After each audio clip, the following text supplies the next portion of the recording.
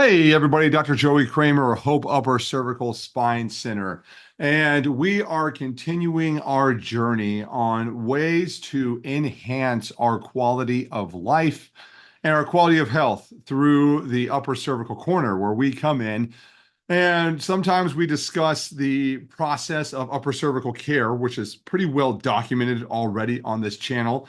And other times we discuss habits, or we discuss nutrition, or we discuss things that have an impact on the expression of health that we may or may not think about, meaning that there are micro habits that we have in our life that will inundate our neurological state and transform the way that we are currently expressing health. And today I want to dive into one of those habits. And this habit came about from a podcast I was listening to last week with Father Dan Cahill and Sean Ryan. And if you don't know either of them, that's okay. You can go look the podcast up if you want to listen to that, if you're that kind of person. But the comment that comes to mind is the comment made by Father Dan. And it's this idea that he says that is protect your morning.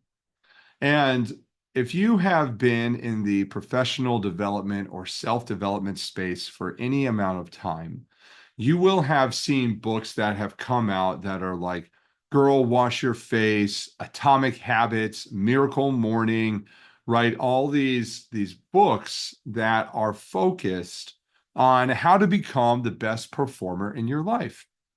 And I think that the straight up statement of Father Dan is actually probably the one that we need the most, which is to guard or to protect your morning. And when I think about this, I think that in my multiple conversations I have with patients on a daily basis, many of us don't necessarily utilize our morning time to prepare for the day. And what I think about with this is I think about Christ and the examples that have been given to us in the gospel, in which many ways, many shapes, many forms, he performs these miracles. He goes out, he heals the sick, he cures incurable diseases, he casts out demons, he teaches, he provides opportunity to heal, all these things. And at the end of the day, when everybody goes home, Christ goes to the desert to pray, or he goes to a quiet place to pray, right? The very same way they find him in the morning. They went out and they found him in a state of prayer, right? And when I think about this, I think about the lessons that we can implement in our own lives. And too often, what I find and what I see, give me a second here. We're gonna use some of this stuff. So what I see and what we are focused on today is this idea of protecting your morning, right? And what I see on this more times than not is that most people do not do this. They have no idea what that means. They have no clue how that works. Their habits are one that has been formed over the years of their life, right? It goes something like this. Hey, Dan, how's your morning going? What do you do for your morning routine? Oh, I wake up, I get on my phone, I check email, I look at the news, I look at Instagram, I look at Twitter, I look at TikTok, I scroll in bed for a while, then I get out, I maybe make some coffee, I get dressed and I go to work and then I start working, right? And that's probably 99% of us, right? So I would tell you that 99% of us have no routine, right? And what I mean by no routine, I want to go further on this. And it's going to say that protects us, right? If the first thing you do in the morning is grab your phone, we have a problem, right? If the first thing you do in your morning is open Instagram, you got a problem. First thing you do for your habit is open TikTok, you got a problem. Open Facebook, you got a problem. Open Twitter, you got a problem. Turn on your TV and watch Fox News or CNN, we got a problem, right? These are areas that will infiltrate your headspace, right? And this goes back to our discussion about what you eat, you or what you consume, you become. If our morning routine is one that is flooded with chaos, and dopamine, you are going to set yourself up for a day of reaction. And that's where we get into what we are talking about today, is that our goal in our morning routine should be a habit that is protective in nature. It is preparatory in nature. It is one that is designed to help us actually attack the day instead of to be reactionary, right? So instead of reactionary routines, we are going to work on protecting it and putting ourselves into an offensive state. And in order to do that, I can tell you 5 things that I have found in my own life that have really, really transformed really how things go for my day in and day out, 24/7, right? No more is this idea that my morning routine works Monday through Friday. And then on Saturday, it goes out the wall because I stay up till 2 a.m. on Friday night drinking and partying. And then on Sunday, I'm trying to recover, right? No, this becomes a guarded 2 hour window that is happening every single morning. You may say to yourself, well, Dr. Kramer, 2 hours in the morning, how do you get that time? Well, I got 5 kids. Our morning is chaos at our house, right? Most of my kids wake up somewhere between 6:30 and 7 a.m., right? That's really where we have to actually be on the offensive when we have to be in that state. So pretty much every single day, I can tell you, I get up at 5 a.m. out of bed, no snooze button, right? More times than not, I am awake before my alarm. You can go ahead and put on here like 4:50 because that's probably more ideal. But what I do is I look at myself and I say, okay, what do I need to achieve today? There are some habits that I have learned from 75 Hard that I have transitioned into areas of my life that help me do my best version of myself. So I like to think that we have to do a few things. Number one, we have to move. Number two, we need to have prayer. Number three, we need to have reading, right? And number four, we need to have time for reflection. So really 4 instead of 5, I think is probably your ideal of what we need for a morning routine. I try to kill 2 birds with 1 stone with these two right here. These two guys kind of go together in my morning routine. And in this, what I do is when I get out of bed, no matter what the state is of the weather, because that's just the weather, who cares? I go outside and I walk for 45 minutes outdoors, right? Because you need to be exposed to the environment. We need to have time outside, 45 minutes outdoor. And at that same time, I add in prayer. I'm Catholic, right? So in this, I knock out 2 rosaries because that's where I get a majority of my prayer time done. When I get back, and I got 2 dogs, right? So they need to be outside as well. When I get back, that leads into more prayer time because I do an app. My app is called E90, and I do the morning reflection, and I make sure that we cover all of our bases. And depending upon the month that we are in, I do some form of reading that is going to be a prayerful reflection in this, right? So whether it's a gospel or whether it's a novena or whether it is a 30 days book, we are getting that knocked out. And then the other piece of this I add in, so we have to add 2 types of reading because I have prayerful and then I have self-improvement right on this side. So one of the other habits from Andy is going to be 10 pages of a self-improvement book. By this point in my day, I am at roughly 6 to 6:15, right? That's where we are sitting at is what we've gotten done. So I've knocked off roughly an hour and 15 minutes of time in this area. And then I drink my coffee and I have a 15-minute window of silent reflection.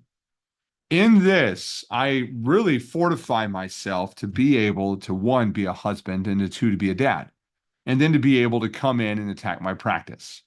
Now, what's really interesting about this is in that first 2 hours of my day, what you will notice is that I do not have, there is no phone, there is no social media, right? There is no news. Super important to pay attention to this. Now, I'm not saying that these are bad things, right? Because the phone, the news, social media, that's all part of our inundated world that we live in. However, this is treated as a secondary source, right? This I may look at somewhere around, 7, we got 7:15, because I'm looking at traffic on how I'm going to get to my office or how I'm going to drop the kids off at the school, right? And then I really don't get any of this open until roughly, I would tell you, 8:30 a.m. That's the first time I have any, idea or inclination of what is going on with the social media world. And that just shows you that the importance of that is not very high, right? There is nothing that you have in your email or on your Instagram or on your Facebook or TikTok that needs to be responded to right away. There's no post that is that important. There is no reaction that you need to have going on this early in the morning. Remember, our goal here is to protect our morning and to shift our body into an offensive state, one that is not reactionary, but one that is reflectionary and fortified, one that is protective in nature. And what I have found is that when I follow my 2 hour routine every day of the week, every day of the year, this is day 272 of doing this in my life. I have found that I am more at peace in the morning. I have more self-regulation. I have better clarity of thought. My mind is not racing with anxiety about the state of the world, nor am I reactionary to what is happening to me. I drive in a state of peace. I don't have this chaotic, frenzy nature about me. And I find myself at ease with how to approach the world, right? And how we are going to engage. Much like Christ had to remove himself into a state of silence, I get a solid 2 hours of silence in before anybody is moving around inside of my house and before anything has to be done, before I have to answer questions, before I get asked a million times what we're having for breakfast, what we're doing today. Well, are you taking us to work or is mommy, are you taking us to school or is mommy taking us to school? What are we going to do this weekend? How many days till my birthday? How many days till Christmas? How many days till Thanksgiving, right? All those things that happen from our children, which are beautiful in that nature, but you need to be in a state that is ready to respond to that. And I find that too many of us simply surrender our morning. We do not have a routine. We do not even think about a routine. We just kind of let the day react to us. And because the day reacts to us, we are a reactionary based person. We are chaotic in our nature. We find ourselves endlessly scrolling, generating anxiety, generating this responsive, reactionary nature that is always on fire. And I am simply proposing to you that one of the ways you can slowly take back control of your nervous system, slowly take back control of your health, take back control of your brain, is to protect your morning. And to protect your morning with movement, with prayer, with reading, and with reflection. And those four things alone will fortify your body over time to where they will become second nature. Because you'll find that if you're waking up at 5 a.m. every single morning, or actually like 4:50, you're going to be asleep by 8:30 to 9 o'clock at night. Some nights you may make it to 9:30. Who knows what's going on there? But you're going to find that you're guarding your time more effectively. You'll find that your decision making actually surrounds how you want to perform instead of how you want to react.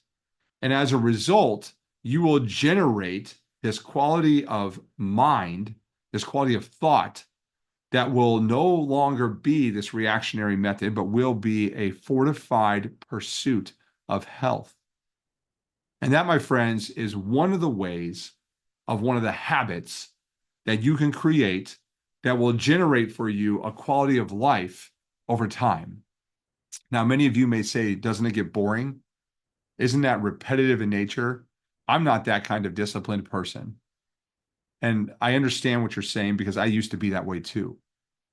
But those are all excuses, every single one of those, because what you'll find is that your friends will probably have to change. Your marriage, your relationship will change. Your integration with your family will change because you are generating a quality of life. And you'll find that the people who don't want to have quality of life really won't follow this idea or this regimen or this opportunity to actually improve yourself. And so with that being said, yes, is this boring? Yeah, it gets boring sometimes, right? Is it hard to get outside when it's 30 or 20 degrees? Yeah. Is it hard when it's raining to go outside? Yeah, it sucks, right?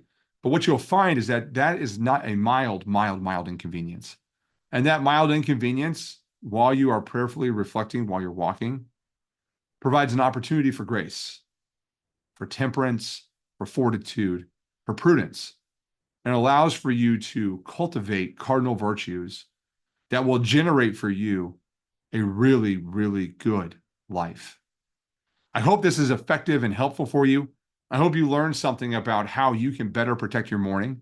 And if you already protect your morning and I missed something that you may find beneficial, I know some people like to cold plunge, some people like to sauna, whatever it is, drop a comment, send me a message, let me know so that we can work together to better optimize our mornings to generate health. That, my friends, is my message for you today. God bless. Be back next week.